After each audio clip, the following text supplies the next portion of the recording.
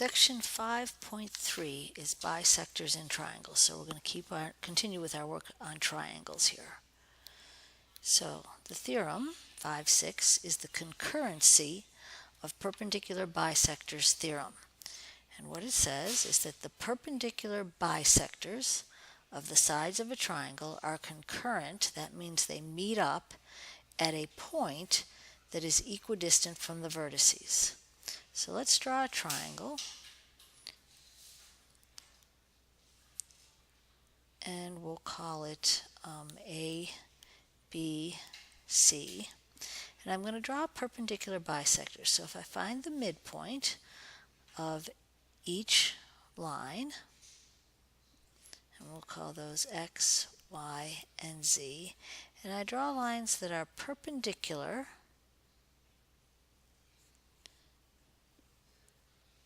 you see that they meet up at a point in the middle that I'm going to call P. So again, Y was the midpoint, so those lines are congruent. X was the midpoint here, and Z was the midpoint here. We drew perpendiculars, and they met up at point P. So the last thing that this says is that we've got this concurrent point, but then also that this point is equidistant from the vertices.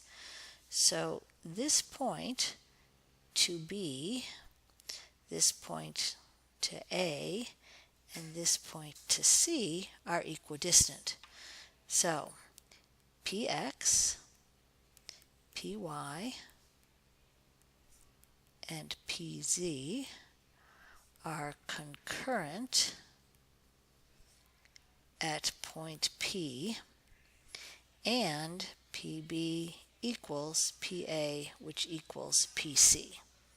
So that's our theorem for the concurrency of perpendicular bisectors. Now let's keep looking at this a little bit further. The point of concurrency of the perpendicular bisectors is called the circumcenter. So that's our point P in the picture. And since the circumcenter is equidistant from the vertices, you can use the circumcenter as the center of a circle that contains each vertex of the triangle. The circle is circumscribed around the triangle. Write all that down, and then I'll show you on our diagram. Okay, so I'm going to go back to the diagram. Hopefully you can still see yours on your page. So if P is equidistant from B, A, and C, these green lines would all be radii of a circle. So if I drew a circle that passed through these three vertices, P would be the center of the circle. And we say that this circle is circumscribed or drawn around the triangle. Okay, so that's all about. Okay, the circumcenter can be inside, on, or outside the triangle. Let's try another one where the circumcenter is going to be in a different position. So if I have a triangle that looks like this, and again I take my midpoints and I draw perpendicular lines, you can see that they are going to meet or be concurrent. This is triangle ABC, that they are going to be concurrent here at P. So the circumcenter in this case is outside of the triangle. Okay? So let's do one with a little bit of math here. Find the circumcenter of the triangle with vertices 2, 7, 8, 7, and 8, 3. So I'm going to draw an XY axis. So 2, 1, 2, 3, 4, 5, 6, 7. That's point P. 8, 7, 2, 4, 6, 8, 7. That's point O. And 8, 3. It's point S. And I want to find the circumcenter. So I'm looking for where the perpendicular bisectors meet. Well, I'm going to take, go back. All right, I'm going to take and use, let me get a different color here.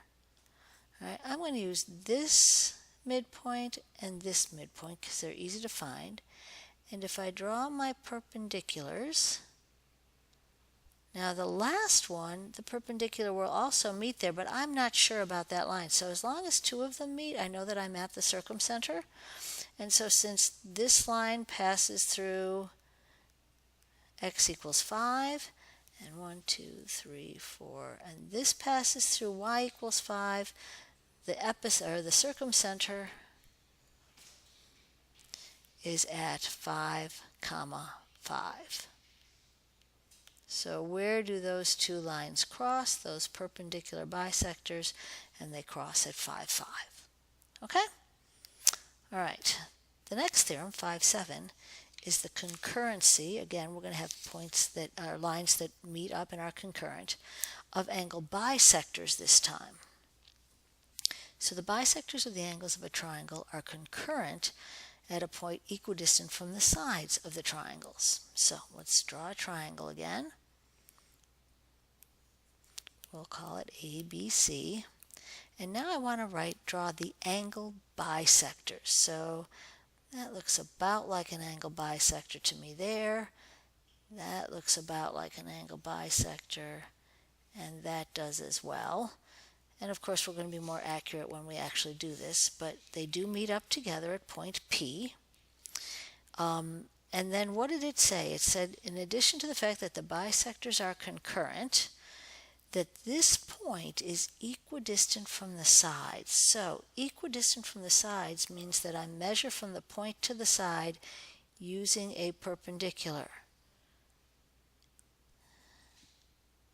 And my drawing is not very good because these lines should all be equal, and they don't look very equal to me. This one looks a little bit off. But let's call these x, y, and z again.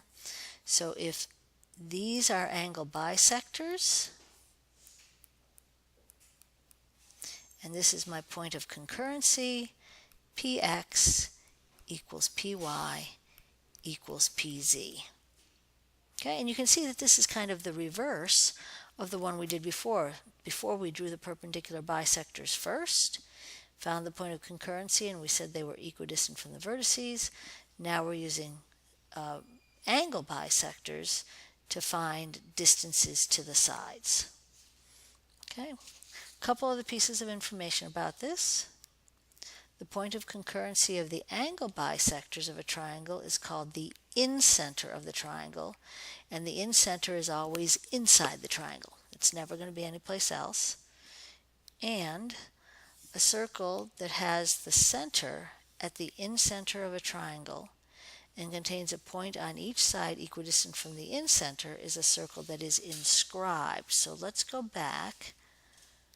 So a circle that has P as the center and passes through these points, again, if those are equidistant, those will all be radii, this is called an inscribed circle. Okay, so that's it. We've got two things to look at, and that's all for this video.